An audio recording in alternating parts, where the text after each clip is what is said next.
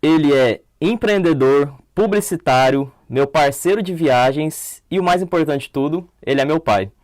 Hoje eu tô aqui com o Hermes Negrão. E aí, tudo bem, pai? Olha, é emocionado, né, de estar aqui participando desse empreendimento seu também e para falar de uma coisa que a gente nem gosta muito, né, que é viagem. É isso aí. Só antes da gente começar rapidinho, eu vou fazer umas propagandas aqui, né? No link aí da descrição vocês podem conferir meu canal do YouTube, tem aí também link dos produtos da Amazon que eu uso para viajar, com dicas para vocês e tudo mais. Dá uma olhada aí que tá muito legal. E agora eu queria apresentar aqui rapidinho, vou deixar ele mesmo falar, mas ó, se vocês mostrarem esse podcast para qualquer pessoa que tenha 30 anos ou mais assim, é provável que eles já tenham ouvido a voz do meu pai em algum lugar, viu? Meu pai, ele já foi radialista, ele hoje tem seu próprio estúdio de gravação de jingles, ele é responsável por vários jingles publicitários aí de políticos e também de marcas aí famosas que com certeza vocês conhecem, mas não posso falar aqui, né? Mas assim, pai, se apresenta aí pra gente. Bom, a primeira coisa que eu quero dizer é que filho de peixinho, peixinho é, né? Que eu tenho muito orgulho de ver os seus vídeos no YouTube e nas demais redes sociais. Mas uma coisa que me deixa meio triste é que você esquece de falar do seu pai. Ah. Então, sempre que você falar lá de alguma coisa que eu tô inserido no contexto, você tem que fazer um jabazinho para mim e para Áudio Estúdio. Fechou. Né? Então, eu comecei em 89 o estúdio, vai fazer 34 anos, mas a minha vida é um pouco de rádio e produções é um pouquinho antes disso, né? Eu sou da turma de 83, 84 que começou no rádio. Em rádio eu trabalhei em todas as emissoras de Uberlândia, Difusora, Paranaíba, Visão, e a rádio que eu fiquei mais tempo foi a Cultura, eu fiquei 9 anos ao todo. Então eu entrei numa rádio como auxiliar de produção, que seria um operador de áudio, mais facilmente falando, ou seja, quem colocava os discos para tocar. Quem não souber o que é disco, manda do direct aí que o Henrique vai explicar depois. E eu saí da rádio como o gerente comercial da Cultura FM em 1992, quando eu então tive uma oportunidade e uma iniciativa própria de começar a focar no estúdio. Eu quis arriscar aquilo e foi um negócio muito bom. E então a paixão saiu do rádio, de uma única rádio, para atender centenas de emissoras no Brasil, algumas emissoras fora do Brasil. E a gente faz um negócio que muita gente confunde. As pessoas acham que vinheta é tudo na rádio ou na televisão ou no broadcast de uma maneira geral. Nós estamos focados em produções de vinhetas, que é a parte em que a emissora, ou seja, a rádio, fala dela. Então é quando eu tenho uma vinheta cantada. Se for em Uberlândia, por exemplo, a gente faz as vinhetas da Educadora. E a gente faz também as vinhetas da Paranaíba. 100.7 Paranaíba FM. Ó, pode rir. E se o Thiago, a Jo ou o Elton estiver assistindo aí, ouvindo, eles vão dar grandes gargalhadas, porque a principal pegadinha que tem aqui no estúdio, que eu sou tão ruim de tempo musical, que eu não consigo sequer cantar parabéns para você no tempo. Mas é isso aí, locutor, empreendedor, microempresário, eu não errei não, tá? É mico mesmo e não microempresário. E é uma coisa que eu sou feliz porque eu faço o que eu gosto. Então eu venho trabalhar final de semana, eu trabalhei sábado à noite, até 6, 7 horas da noite. Se eu precisar trabalhar domingo ou feriado, etc., eu venho trabalhar feliz, porque é um negócio que eu gosto muito. É isso aí, legal. E eu só queria fazer uma nota de repúdio para, sei lá, qual entidade que qualquer pessoa tiver aí, mas olha a voz do meu pai, radialista, e olha a voz que eu nasci. Eu acho isso uma sacanagem, né? Eu poderia ser um cantor, sei lá, e nasci com essa voz aqui de taquara rachada. É brincadeira, né? Mas uma curiosidade. Eu comecei em rádio, eu tinha 16 para 17 anos. Até os 25 anos, eu não gostava da minha voz. Aí, ó, tô com 28. Só que eu tinha uma vontade de ter uma voz grave. Aquela voz do Roberval Taylor. Uma voz impostada, assim, que era a voz que era famosa na minha época. E depois eu percebi que eu nunca ia ter aquela voz. Então eu tinha que desenvolver alguma outra coisa que a minha voz pudesse se destacar. E aí eu desenvolvi uma locução mais alegre, mais dinâmica. E isso foi minha salvação, que eu passei a gostar da minha voz depois que eu foquei num outro tipo de coisa que daria certo. Legal. E assim, eu já ouvi diversas vezes a sua voz na rádio, então na rádio sem nem ver seu rosto, eu já sabia que era você, né? Então já é uma voz bem marcante. Legal, pai. Mas é assim, o objetivo principal aqui, eu acho que é a gente falar sobre as suas viagens, porque você é um viajante nato aí, né? Você já conheceu aí várias partes do mundo, a gente vai falar um pouco sobre isso.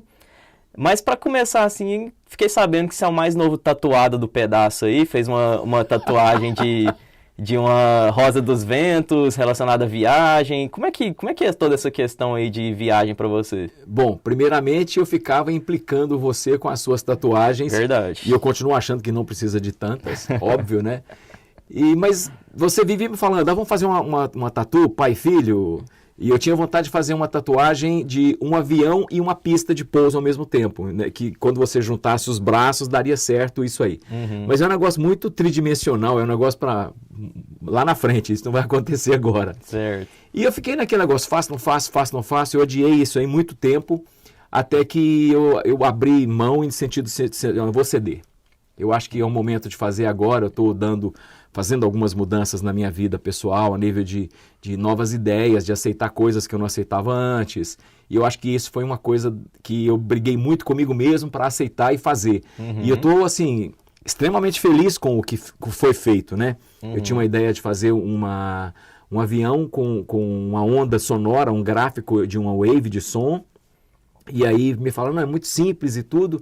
Você me apresentou um tatuador maravilhoso que sugeriu aquele outro efeito lá, a Rosa dos Ventos, e estou apaixonado. Quando eu saí de lá, por incrível que pareça, a gente ficou conversando lá sobre tatuagens e viagens, e eu já voltei querendo fazer uma tatu sobre Nova York, entendeu? Então, pode ser que no futuro tenha uma segunda. Vai ter, eu me arrisco a dizer. E a gente vai falar muito sobre Nova York aqui hoje, viu? Mas e aí, como é que foi que você sempre foi de viajar? Você teve que, às vezes, na sua infância você não conseguia muito, foi depois de uma certa idade? Como é que foi essa experiência para você? Olha, a vontade de conhecer o mundo é muito grande, mas muitas vezes a gente bate a cabeça de frente na parede com o sentido do medo. É muita barreira, é barreira de língua, é barreira de dinheiro, é barreira de costumes, de comida, uma série de coisas.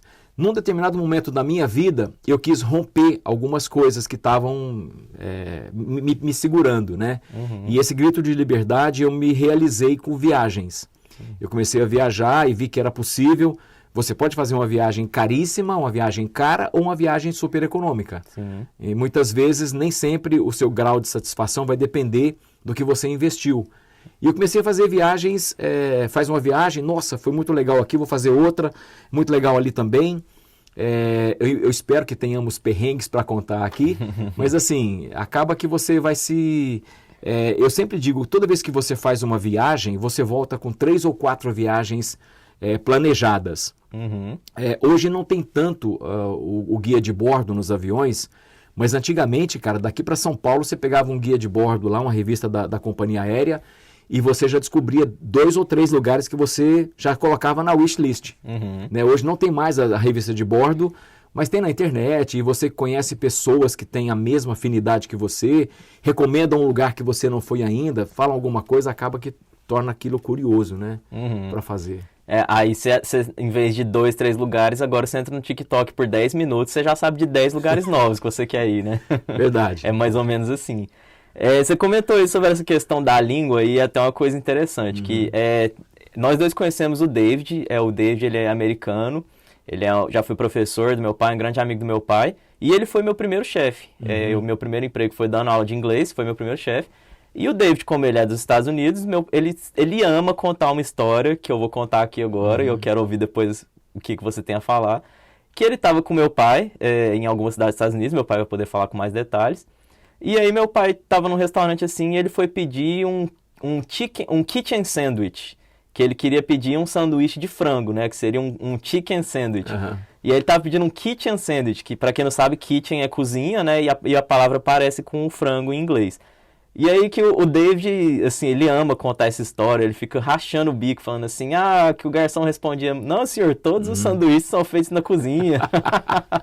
E aí, desde então, se virou assim uma piada, assim, que eu não posso encontrar o David que ele fala sobre isso. Como é que foi essa história? David George Francis, nossa, meu professor do curso de Direito na Uniminas, depois Pitágoras, e um grande amigo.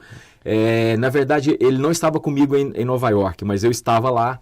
E aí eu contei para ele, por isso que ele assimilou esse negócio aí. Entendi.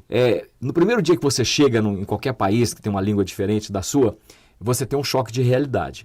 Então você fica bem ansioso com o que você vai falar, procurando a melhor palavra para você falar e tal. E é claro que eu sei muito bem o que é chicken, que no caso é o frango, e o que é o kitchen, que é o fogão e etc, né? Mas eu cheguei meio rápido, assim, no primeiro contato, ou seja, eu cheguei do aeroporto, peguei um táxi, que era um brasileiro falando em português comigo, fomos pro hotel, deixei a mala, estava na hora do almoço, eu já peguei, já desci para mim poder tomar um lanche, era uma pizzaria, e eu cheguei, e o cara já veio, era um hispânico, né, já veio perguntando o que eu queria, what's up, man? Ele já perguntou assim, eu já gelei, nossa, eu já vou mandar aquele pedido agora com inglês caprichado, entendeu? E aí eu pedi uma pizza de fogão, entendeu? Acontece, quem nunca, né? Mas assim, e o seu inglês? Como é que tá o seu inglês hoje em dia? Eu fiz inglês quando eu estava com vontade de entrar na rádio. Eu fiz 2 ou 3 anos de number one. Aos sábados eu fazia inglês de 1 às 5 da tarde, o aulão do sábado. E sempre me ajudou muito no rádio. Foi um dos diferenciais que eu tive com relação a me destacar no meio do rádio, como locutor e tudo. Porque eu sabia falar inglês e nos anos 80 tocava-se muita música internacional, era o top 4, top 40, top 100 da Billboard e etc. Depois disso, eu fiz várias viagens para os Estados Unidos, fiz para a Europa, fiz para outros lugares também. E acaba que você vai praticando um pouco o inglês. Depois que eu fiz esse curso no Number One, bem lá atrás, eu fiz ainda outros 6 meses com o David, tá? Na escola dele aqui de Uberlândia, e me ajuda muito com relação ao vocabulário. Se eu estiver vendo a pessoa e a pessoa falar mais devagar, eu consigo entender tudo que ele está me falando. Mas falta para mim gramática na ordem certa. Mas eu digo para você assim, que eu não vou passar mais fome. Tá? Tem um grande amigo meu, o Shang, ele é chinês, e ele fala para mim assim, você pode ir para qualquer lugar do mundo, se você souber gesticular. Então você aponta o que você quer e faz aquele gesto de comer, que o cara vai te entregar o produto que você quer, vai te falar quanto custa, pagou, um abraço. É isso aí, né? Exatamente. E assim, até interessante você ter comentado sobre como que o inglês já te ajudou na sua empresa, no mundo empresarial, porque isso é até a próxima pergunta que eu queria fazer. Você já desenvolveu muitas parcerias, né, com pessoas do mercado internacional aí, tem o Tolles, que era da Grécia e hoje ele mora nos Estados Unidos. Então, assim, como que foi isso para você? Você foi falar com esse pessoal para desenvolver porque você queria entrar nesse mercado internacional?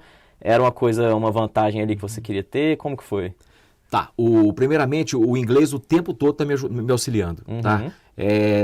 Tanto que quando meus filhos nasceram eu queria 2 coisas. Primeiro, que aprendam inglês, porque lá atrás fazia muita diferença, hoje não faz tanto, você tem que ter, hoje o inglês é obrigatório, uma segunda língua, melhor dizendo, né? E o segundo era a natação. Quando eu era criança eu tomei muito caldo, porque eu não sabia nadar. Então essas 2 coisas eu acho que são primordiais e hoje você tem que ter outras vantagens ainda para o mercado. Mas aí com relação ao business, por exemplo, o meu computador, o meu telefone e outros acessórios, o meu Waze, por exemplo, é tudo em inglês. Por quê? Porque me força a treinar. Se você, quando a gente chega numa viagem, se for uma língua americana, por exemplo, se vai falar inglês, no começo da viagem você fica meio ansioso, meio ressabido e tal. No final da viagem você está falando tudo em inglês. Ou seja, se você vai para lá e passa lá algum tempo lá fazendo um intercâmbio, você vai voltar com um vocabulário maravilhoso, você vai voltar com uma desenvoltura maravilhosa. Com relação ao business, eu sempre fui fã de muitas pessoas fora do Brasil. E aqui essas pessoas são referências para mim. E o Tolles é uma dessas pessoas. Ele inicialmente morava nos Estados Unidos, mas ele é grego, depois ele foi para a Grécia, montou um estúdio lá. O estúdio se chama... É uma das grandes companhias hoje, diga-se de passagem, chama Omega Productions, tá? omegaproductions.com. E hoje ele atende ao mercado da Europa, principalmente a Grécia. Ele é a voz padrão das grandes emissoras de rádio e TV da Grécia. E ele produz a rádio número 1 de Nova York. que se chama La Mega, tá? Por incrível que pareça, eu sou fã da Z100, mas a La Mega é a primeira colocada lá, que é um negócio mais hispânico e tal. E eu era muito fã dele, eu seguia as coisas que ele fazia, eu comecei a comprar produtos dele. Ele produz algumas livrarias de efeitos e trilhas, eu comecei a comprar, a gente começou a conversar, e um dia ele falou para mim uma bobagem. Ele falou para mim assim, come to Greece. Ele me convidou para a casa dele, e ele achou que eu nunca iria para lá, nunca iria lá visitá-lo. E eu falei assim, que dia que eu posso ir? Ele falou assim, anytime, escolha aí, escolha o dia que fica bom para você. E pumba, a primeira oportunidade que eu tive, eu fui na Europa e eu fui até a Grécia conhecê-lo. E foi um negócio muito legal, foi uma recepção muito calorosa, é um cara muito amigo mesmo. Depois ele me convidou para o casamento dele, 3 anos depois, na Grécia novamente, eu fui até a Grécia, fui no casamento dele. Depois disso, ele se mudou para os Estados Unidos, eu já fui na casa dele nos Estados Unidos outra vez. E eu tenho outro convite agora para passar o verão de julho na Grécia com ele novamente. Vai ficar 2 meses lá. Em julho, infelizmente, não vou poder viajar, mas possivelmente esse ano ainda devo encontrá-lo. Estamos ansiosos aí com esse encontro. E assim, você notou alguma diferença na forma que ele, como um americano / grego, conduz negócios em relação a uma pessoa aqui do Brasil como conduz? Totalmente diferente. Totalmente diferente. Lá fora não tem esse negócio de dividir em tantas parcelas. Lá fora a pessoa é mais valorizado, entendeu? Geralmente a pessoa vai falar o quê? Olha, meu preço é 10, não tem choro, ninguém vai ficar barganhando, nossa, faz por 8, faz por 7, faz por 9. Não tem isso lá fora. Não tem pechincha. Deve ter algum país que tipo, imagino que os mais focados no comércio, por exemplo, da Turquia, pode ser que alguma coisa tenha nesse sentido, mas na Índia talvez tenha, Egito, ouvi dizer que tem muita pechincha, mas lá fora, Europa, Estados Unidos, não tem pechincha. O preço é aquele. Quando você vai lá, o preço é nítido. Olha, o preço é 10. E você vai lá, é 10 hoje, amanhã também é 10, depois da manhã é 10. Então não tem muito esse negócio de ficar pechinchando o preço, primeira coisa. Segunda é o pagamento. Lá fora não se divide em uma única coisa, em 2, 3, 4, 5 pagamentos. Quem vai contratar o seu serviço já sabe que é 10, vai te pagar 10. Se quiser todo mês, ele já sabe que é 10 por mês. Então é um negócio mais, eu diria assim, o mercado está mais adulto, está mais evoluído do que a gente aqui. E lá também tem concorrência, mas as pessoas são reconhecidas pelo seu valor, profissionalmente que eu digo, entendeu? Sim.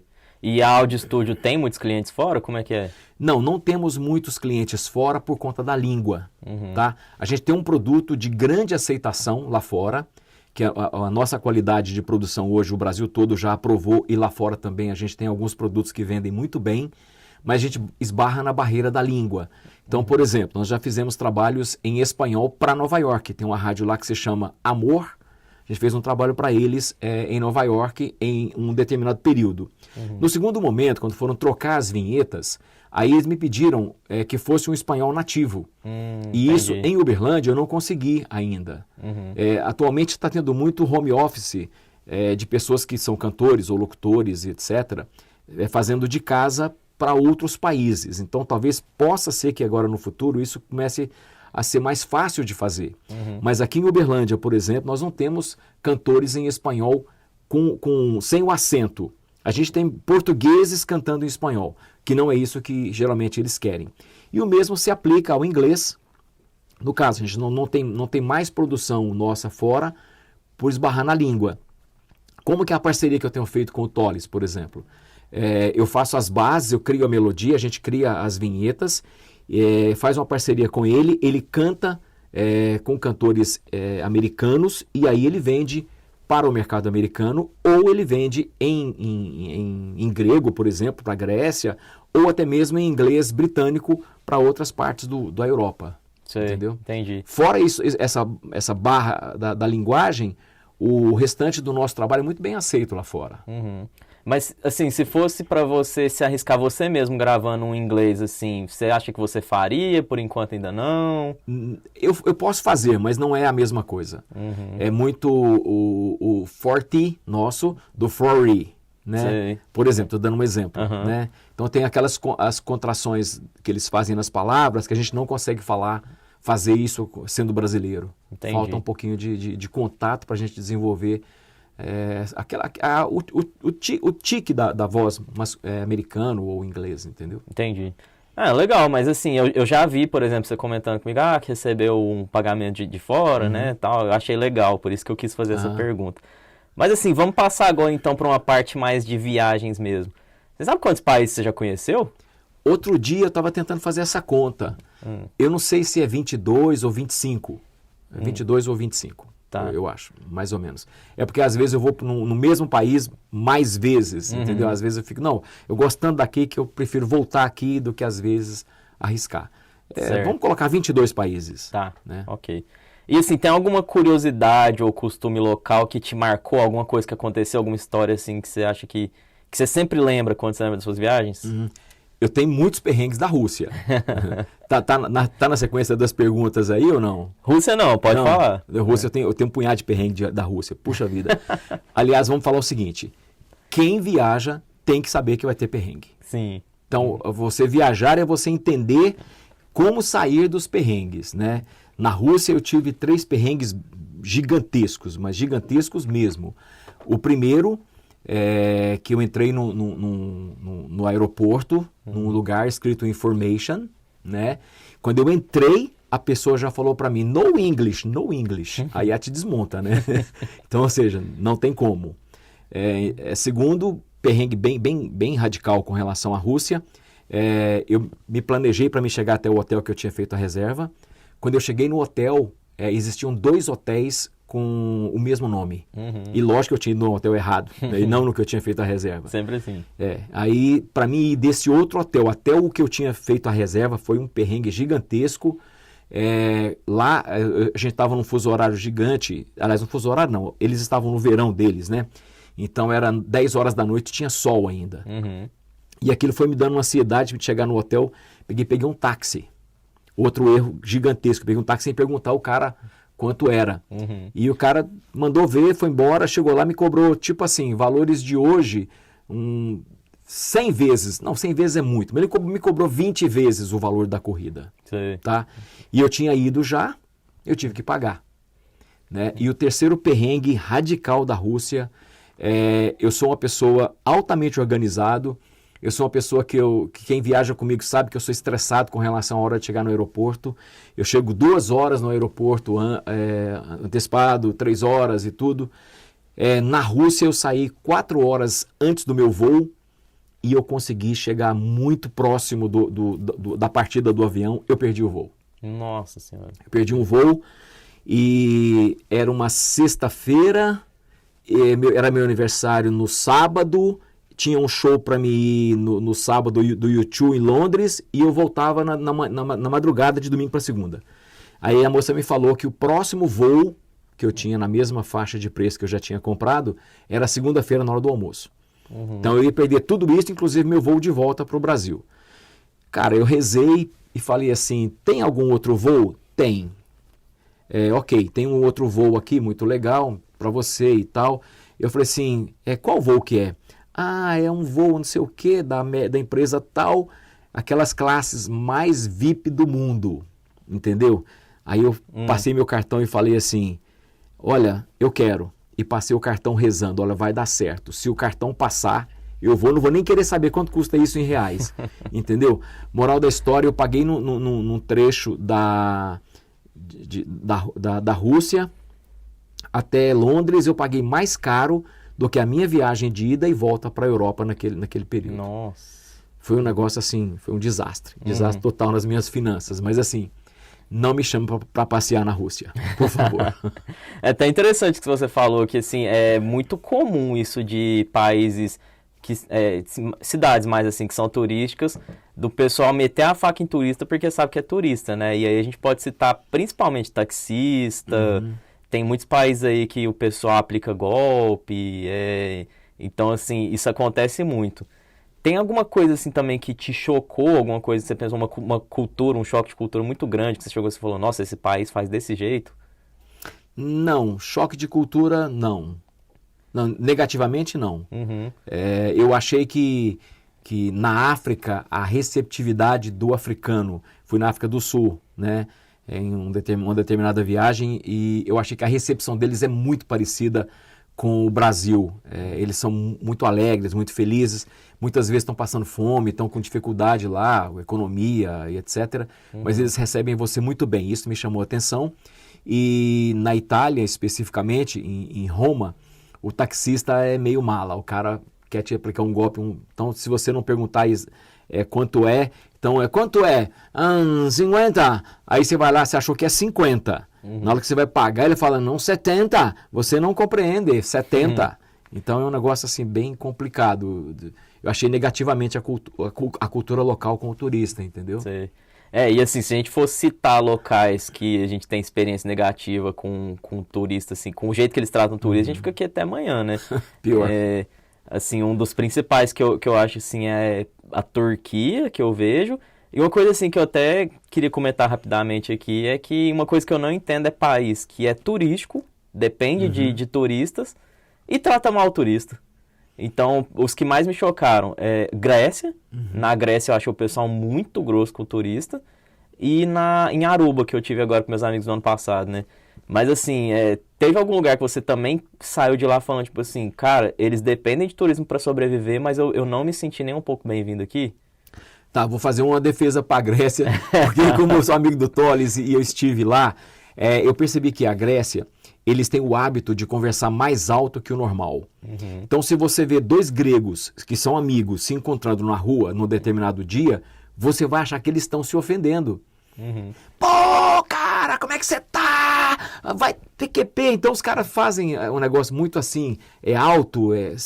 Como a gente não compreende a linguagem deles, você acha que eles estão brigando, mas na verdade eles não estão brigando. É a maneira de ser culturalmente deles.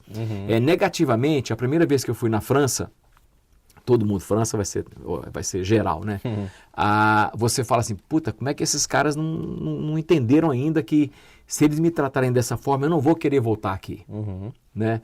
Então a França é um lugar que tem um punhado de coisinhas negativas, a forma como eles colocam dinheiro em cima da bandeja junto com a sua comida, por exemplo, a falta de atenção, se você não falar francês, um pouquinho de francês e tudo. Mas eu acho que, fazer uma outra defesa, que mesmo a França, ela tem melhorado nos últimos anos por conta da crise da Europa, ou crise mundial que seja, né? Eles estão mais conscientes agora. Mas assim, é um pouquinho difícil ainda da gente entender como que é eles. Mas aí sobre isso, é muito forte a herança cultural, a herança hereditária do cara que era guerreiro, do cara que era lutador, do Viking e etc. Então, isso tá enraizado no sangue dele, entendeu? Mas eu acho que tem melhorado. Assim, é até uma coisa que eu concordo e eu espero que realmente esteja melhorando, porque pra mim não entra na minha cabeça, sabe? Uma pessoa depender de turismo e tratar mal o seu público-alvo, né? Mas assim, se você pudesse, se você tivesse hoje a grana, o visto, a permissão de residência e tudo mais, você moraria fora? Se eu tivesse a grana para mim ir ficar um tempo lá sem depender do dinheiro do Brasil, sim, com certeza. Com certeza. Não, pensando que você já vai chegar lá e vai ter um emprego, ou então aqui o estúdio você vai conseguir tratar tudo direto de lá e vai continuar ganhando dinheiro para morar lá, você moraria fora então? Tá, aí tem uma parte, é o seguinte, se for para mim trabalhar lá fora, eu já não quero ir. E vou te explicar por quê. Quando o brasileiro vai para fora, ele vai fazer dinheiro, make money. Não adianta. Ele não vai ter vida, não vai ter qualidade de vida. Então, se eu for para lá para me trabalhar de limpeza, de garçom, de motorista, eu fico quietinho aqui fazendo o que eu amo, o que eu gosto, o dinheiro dá para mim viajar de vez em quando, dá para mim fazer um churrasquinho no final de semana, dá para ir na churrascaria ou tomar uma cervejinha, então tá beleza, não vou criar problema para mim. Se eu fosse você hoje, com a sua idade, eu iria para fora. Eu não, estou com 57 agora, estou querendo já amarrar a chuteira, entendeu? Então eu não quero ir para fora para mim poder chegar lá e mular, ou seja, ser mula, trabalhar para caralho para fazer dinheiro de novo, né? Se eu tivesse uma situação estável no Brasil financeiramente, eu moraria fora tranquilamente. Mas assim, com aquela possibilidade, deu saudade do Brasil, vem cá dar um abraço nos amigos e tudo, porque você ir para lá, passar lá anos, 2 anos, 3 anos, 5 anos, 10 anos... eu sou muito amoroso com família, com amigo, eu sinto falta disso, né? E lá fora as relações são mais frias. Com certeza, né? Bem mais. Tem esse tipo de coisa. Mas e se fosse para você ser o gerente comercial, o CEO da Audio Studio lá fora, então você iria? Sim, com certeza. Que aí não seria tipo para ir para ralar. Com seria, certeza, né? A economia é mais estável, as leis são mais respeitadas, existe várias regras que todo mundo segue, e uma outra coisa que eu acho que é muito interessante é o acesso. Hoje você fala assim, quero comprar um carro. Você passar a vida inteira para pagar um carro. Se eu estiver trabalhando no exterior, um carro, eu pagaria em 1 ano de trabalho. Quero trocar de iPhone. Isso, para quem mora lá fora, o iPhone já é uma sequência do plano que ele paga. Quem paga hoje acima de $100 mensais hoje de conta telefônica, na AT&T, na Orange, na Sprint, etc., todo ano ganha um iPhone novo. Um iPhone que você tem que vender um rim para você poder comprar. Sim. Então, eu dei 2 exemplos materiais, né? Vamos falar sobre comida. Qualquer comida que a gente pensar, vamos falar sobre chocolate, que é um negócio que a gente gosta muito. O chocolate que a gente come lá fora é muito diferente do mesmo chocolate, da mesma marca que a gente come no Brasil. Aqui tem muito mais açúcar, né? Os nossos controles governamentais são menos rígidos do que lá fora. Então, sem dúvida, a qualidade de vida lá fora é diferenciada. Mas aqui tem amor, tem paixão, né? Tem timão. Ah, meu né? Deus. E assim, mas tocando na polêmica que todo mundo sempre toca, pensando em Estados Unidos. E a questão, por exemplo, do sistema de saúde, que o pessoal fala muito, que aí lá o pessoal fala, se você for ficar doente, ficar internado no hospital, você pode vender sua casa. Isso aí te preocuparia numa eventual ida, ou mesmo com esse ponto negativo você ainda iria? Tá, vamos entender que plano de saúde no Brasil também está caro. Tá? No Brasil a gente paga um plano de saúde do governo, que vem descontado nos seus rendimentos, recebimentos, etc. Depois você paga um convênio. Depois, quando você quer ir no seu médico, aquele médico não está mais atendendo naquele convênio. Ou a clínica que você precisa fazer o exame não está mais atendendo naquele lugar. Então, hoje a saúde do Brasil também está cara. Né? Então, vamos imaginar que eu estou ganhando 10 reais aqui no Brasil e eu vou ganhar proporcionalmente $10 lá nos Estados Unidos. Então, o dinheiro que eu vou ganhar lá vai dar para mim pagar um excelente plano de saúde. Então, se a gente equiparar poder aquisitivo no mesmo nível, eu iria sem sombra de dúvida. Entendi. Entendeu? Legal. Mas assim, plano de saúde hoje é obrigatório. Isso é com regra. certeza. É regra, né? Sim, eu até toquei nesse assunto, que isso é uma discussão que eu vejo muito na internet hoje em dia, sabe? É sempre a questão de saúde lá, tipo, o pessoal fala, Estados Unidos, um iPhone custa $700, enquanto aqui é R$7.000. Aí o pessoal fala, mas pelo menos aqui eu tenho SUS, então aí é por isso que eu gosto de saber diferentes opiniões sobre isso. Mas o SUS, muitas vezes, ele não te socorre. O SUS é a última opção da gente. Né? Você tem um plano de saúde, muitas vezes você vai ter que fazer alguns procedimentos médicos ou cirúrgicos que você vai ter que desembolsar. Porque o seu plano talvez não vai cobrir, ou aquele especialista não vai cobrir. Então eu vejo das duas maneiras. Entendi. Não faz sentido. E assim, lá no meu canal já tem um vídeo sobre isso. Quem é meu amigo sabe dessa história, mas a gente precisa falar sobre ela. O que a gente passou em Munique, na Alemanha. Aí, ó, já começou a rachar. Eu e meu pai já viajamos muito, obviamente, né? E assim, eu acho que de longe a viagem que a gente mais ficou marcada, sempre que a gente encontra, a gente comenta alguma coisinha, faz uma gracinha, quando a gente foi em Munique, que a gente foi numa choperia chamada HB, que é Hofbrauhaus. Ela tem em Berlim também, se eu não me engano tem em Las Vegas e tem até uma em Belo Horizonte. Sim. E a gente foi, e assim, a gente esqueceu que a gente achou que cerveja era água.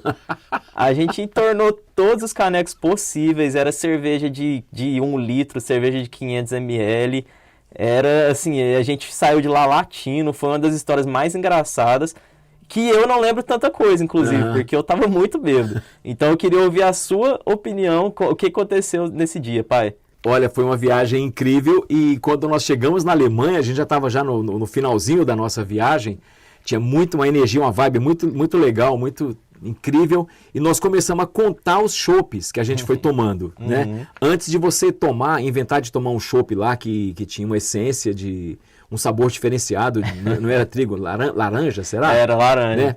Antes de você inventar de tomar aquele chopp de laranja lá, a gente tava no chopp originalzão mesmo, aquela taça lá de meio litro, né, 500 ml, e fomos contando, 1, 2, 3 e tal. Eu acho que a gente chegou até nas 5. E aí nós temos um punhado de histórias depois dessas 5. Algumas eu também não me lembro, tá?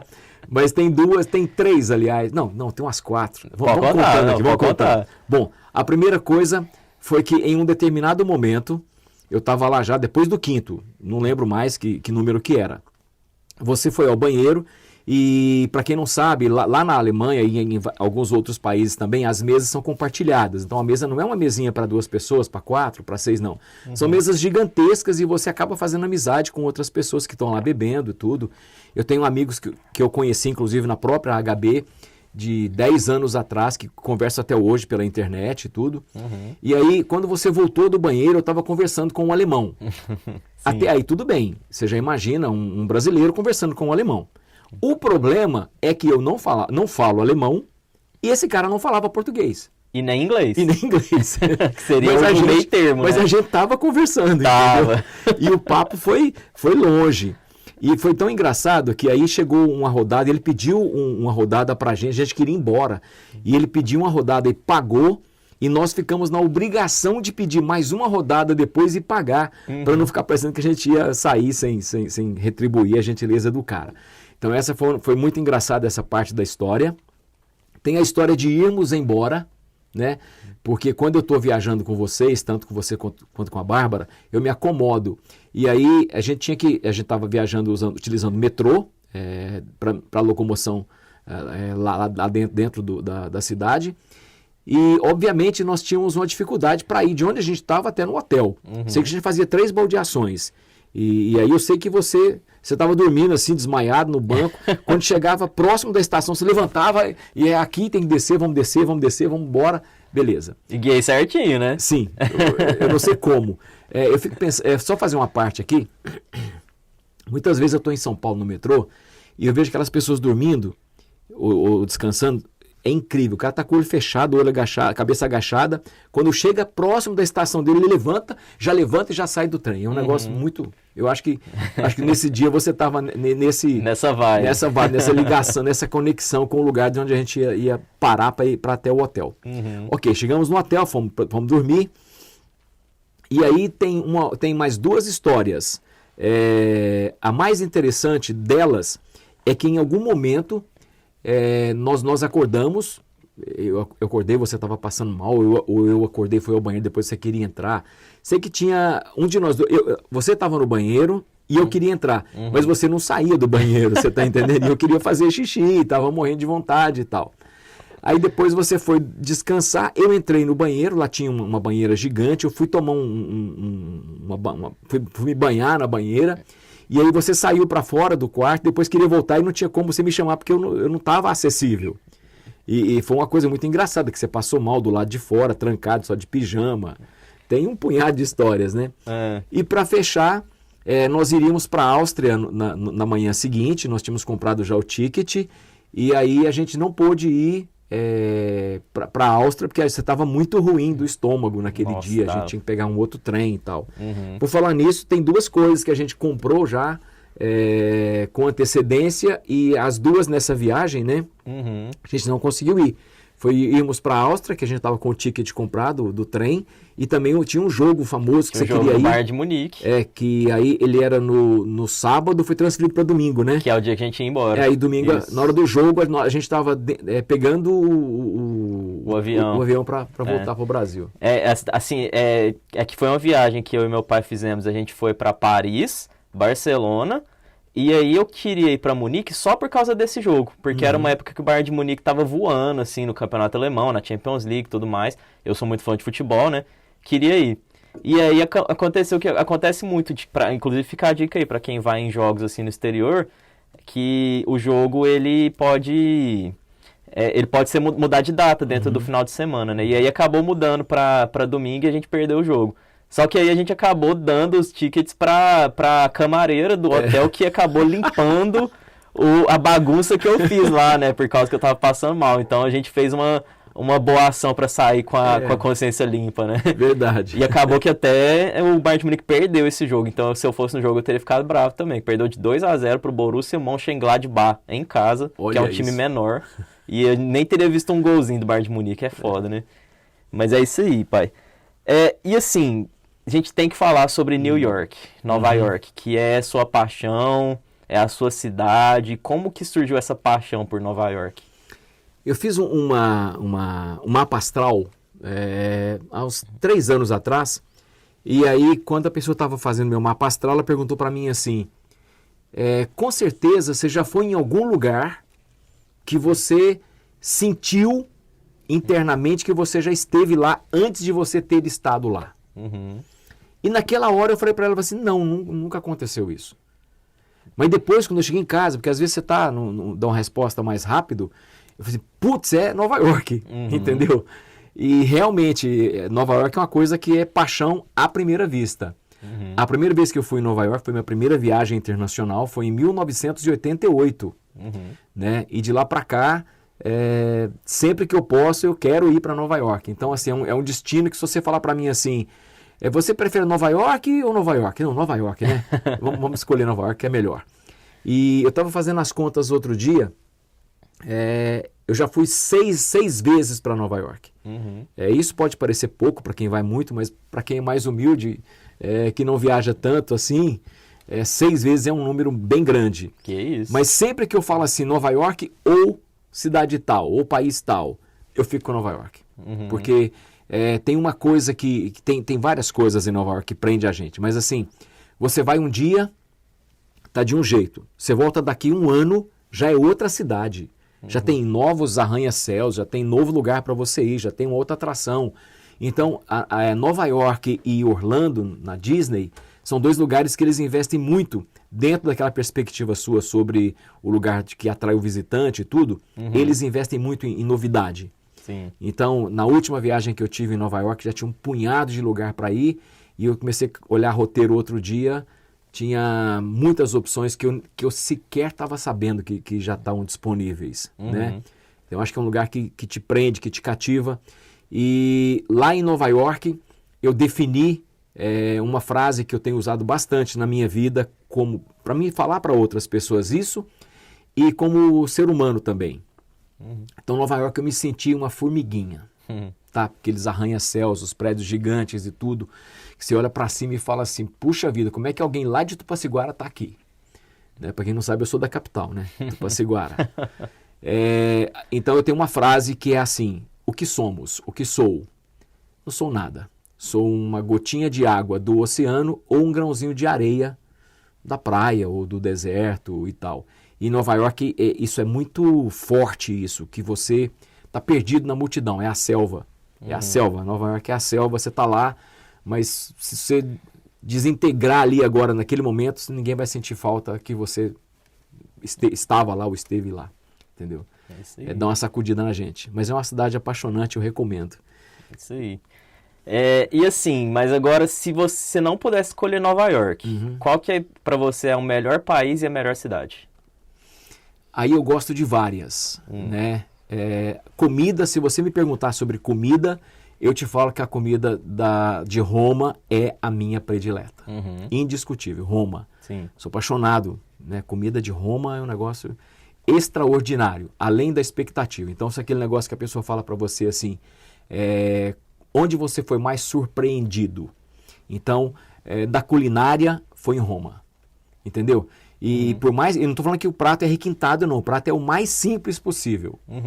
Massa tal, com molho tal, só que tem um azeite lá que foi feito na mesma fazendinha do cara, o vinho também ele que fez. Então é uma combinação muito diferente, tá? Na última viagem que eu fui em cidades que tinha mar, que eu fui para Ibiza, é uma ilha que realmente me chama bastante a atenção, tá? E, além disso, talvez eu voltaria na África. África é legal demais. Tá. Safari lá deve ter sido uma coisa de doido, né? Sim. Então, esses três lugares eu voltaria a qualquer momento. Sempre que tiver um convite ou tiver uma possibilidade. Mas eu tenho outros desejos também, né? Eu quero conhecer a Turquia, eu quero conhecer o Egito. Eu tenho um desejo e um medo ao mesmo tempo, que é a Ásia de uma maneira geral. Eu sempre tive vontade de ir no Japão, em Tóquio e tudo, mas eu esbarro na comida. Tenho muito medo da comida da Ásia, né? Para quem não sabe, eu fui criado com mames, mas assim, extremamente mimado. Eu sou uma pessoa que não como carne vermelha, não como frutos do mar, comida muito temperada eu não gosto. Então, por isso que eu sempre digo, primeiro, peito de frango. Segunda opção, peito de frango. E se tiver uma terceira opção, tô fazendo nada, me dá peito de frango. Você ia passar um pouquinho de dificuldade aí no Japão, né? Então, esse é um desafio. Sim, com certeza. Mas assim, pai, você praticamente hoje você viaja todo ano, né? Sim. Como que você faz essa gestão, tanto de recursos quanto de tempo, assim? Tá, com relação a tempo, eu aprendi nessas conversas, viagens e o amadurecimento que a idade traz, que eu não tenho vontade de ter 30 dias, 40 dias de férias seguidas, tá? O meu negócio é um negócio pequenininho, que o dono tem que estar lá dentro com muita frequência, a maioria das decisões passam na minha mão. Então, eu não quero mais 30 dias de férias, eu quero tirar 3 períodos de 10. E eu tenho administrado isso de uma maneira que é bem, bem legal. Então, geralmente eu faço um passeio no Brasil e um passeio fora do Brasil. E ainda tem mais uma semana ou 10 dias para mim tentar negociar alguma outra coisa que vai depender muito da situação econômica do país, se eu estiver podendo viajar mais ou menos. Então, a primeira gestão é a gestão do tempo, tá? Sim. E a segunda gestão é que quanto mais você viaja, mais você aprende que você não precisa ficar em lugares caros, nem ir numa primeira classe, nem em uma série de outras coisas que para alguns são essenciais. Para mim, isso não é a minha primeira opção. Então, eu só viajei em primeira classe na minha vida uma vez, que foi a vez que eu perdi o voo lá na Rússia, e eu tive que comprar uma passagem pelo preço que fosse. Pronto, ponto. Não, lógico, é um atendimento diferenciado, mas eu não tenho necessidade de viajar assim, eu viajo só de econômica. Agora com as milhas, tem um consultor meu aí de milhas, o Henrique Negrão, que vai me ajudar aí para mim poder de repente fazer um upgrade e tal, no econômica, né? Mas não tem interesse em viajar na passagem mais cara do mundo. Segunda coisa, eu não viajo no rush. Salvo raríssimas exceções, eu tenho vontade de talvez passar um Réveillon em algum lugar diferente, tá? Mas eu viajo sempre na baixa temporada, então eu vou para algum lugar. Qual é a baixa temporada? Eu vou na baixa temporada, não na parte ruim. Eu pego uma parte boa e uma parte média. Por exemplo, fui em Lençóis Maranhenses. Lençóis Maranhenses é de junho até setembro, outubro, mais ou menos, que as lagoas vão estar cheias. Eu posso ir no finalzinho, né? Fomos para o verão da Europa. O verão da Europa é junho e julho. A gente chegou lá dia 10 de agosto e ainda era verão na Europa. Então, de repente, eu não estou no rush, mas eu estou aproveitando o que cada lugar tem de melhor. Então, não preciso ficar em lugares caros. Eu posso ficar em lugares pesquisados, que vai me dar um bom custo-benefício. A primeira coisa que eu olho num lugar quando eu vou viajar para fora, se for um lugar mais desenvolvido, é se tem estação do metrô próximo. Se tiver estação do metrô próximo, a quantidade de estrelas do hotel são independentes. Não é relevante para mim isso. Então eu valorizo uma boa cama, um bom café da manhã e proximidade com estação do metrô. Legal, dicas muito valiosas aí para quem está querendo viajar. E para finalizar assim, pai, eu queria só que você fizesse um balanço assim das suas viagens, se você já realizou pelo menos os principais países que você já queria, se fosse proibido amanhã de viajar para você já estaria bom, que a viagem te trouxe, faz um balanço final assim. Tá. Quando você começa a viajar, isso torna um way of life para você, tá? Você começa a trabalhar para viajar. E eu tenho isso, né? Viajar, voltar, pagar, repetir. Né? Então, aquilo você quer sempre viajar mais e mais e mais. Tem muitos lugares que eu gostaria de ir ainda. Muitos. Mas se houvesse essa novidade amanhã e tem uma lei que não pode mais entrar, brasileiro não pode mais sair do Brasil para lado nenhum, eu sou uma pessoa que eu já estou realizado. Tá? E tem muito lugar no Brasil que eu não conheço ainda, que eu tenho explorado, e outros que eu tenho vontade de ir, que tem me agradado bastante os lugares. Lógico que a cultura do governo brasileiro é muito ruim com relação ao turismo, não tem tanto incentivo. Às vezes você chega lá, o aeroporto não tem a estrutura de conforto para o turista, às vezes a infraestrutura de estradas é muito ruim, né? Mas isso está melhorando aqui no Brasil. Então tem muito lugar do Brasil que eu quero ir ainda para conhecer, e tem muito lugar lá fora que eu também quero conhecer, eu quero voltar, né? Eu acho que boas recordações de viagens são sempre positivas. Eu sempre digo que eu faço 3 viagens. Eu faço a pré-viagem, que é a preparação da viagem, onde eu vou ficar, onde eu vou viajar, visitar, que lugar que nós vamos fazer. Tem que visitar um parque, tem que visitar algum ícone daquele lugar, um attraction de cada lugar, né? Quero fazer essa attraction, esse espetáculo, isso aqui e tudo mais. E aí eu vou tirar lá poucas fotos, que aliás você não é fotógrafo à toa, né? Numa viagem de 10 dias, eu acho que um número entre 1.500 e 3.000 fotos é um número razoável, né? E na volta, aí depois eu faço a viagem em si, né? A viagem em si, e na volta é o remember, né? Eu vou olhar as fotos, eu vou postar as fotos que eu gosto, vou separar as fotos que eu gosto. Tem porta-retratos que eu mudo frequentemente. Além de foto de perfil, que eu estou sempre lembrando de viagens maravilhosas que eu fiz, algum momento que captou minha atenção ali nesse sentido. Legal. E assim, então, isso conclui, acho que a nossa conversa, acho que foi muito legal aqui esse papo. E assim, eu ia falar para você, se você quiser deixar a rede social, essas coisas, eu quero fazer até um comentário, que te seguir é muito legal, viu? Você tá sempre mudando as suas fotos de perfil lá para coisa de viagem, você faz sempre uma lembrança lá nos stories. Meus amigos que te seguem te adoram profundamente. Todo mundo que te segue fica: nossa, você viu o que seu pai postou hoje? Você viu que engraçado o que ele postou? Os stories que você posta assim. Então, só comentar aí que eu acho muito legal. Aí você quer deixar aí suas redes sociais, do estúdio, alguma coisa? Pode ficar à vontade. Gente, a primeira coisa, todos os amigos e seguidores do Henrique, sigam o Hermes Negrão. Vamos lá, gente, ajuda aí, né? Vamos ajudar o perfil Bombata, etc. Meu sonho era ter essa disponibilidade que você tem aí nas redes sociais aí, Henricão. Bom, para me localizar é muito fácil. Hermes Negrão, eu estou em todas as redes como Hermes Negrão. E o estúdio é audioestúdio.com.br. É isso aí. Né? Também gostei muito de estar aqui. Quando você me convidou, eu fiquei assim, gente, tem que fazer um roteiro antes, como é que vai ser? E se perguntar isso, se perguntar aquilo. E depois eu percebi que o assunto vai fluindo naturalmente, porque como a gente gosta pouco de viagem, né, esse assunto é muito agradável. E eu espero fazer algumas outras viagens e que você possa me convidar para voltar aqui e contar essas novas experiências. Com certeza. Viagens juntos, viagens que você for, com namorada, sozinho, enfim. Quero ouvir também novas histórias e espero te ter aqui de novo muito em breve. Obrigadão, Tamo meu junto. pai. Isso conclui então o nosso episódio de hoje e a gente se vê na próxima. Até mais. Bye, bye.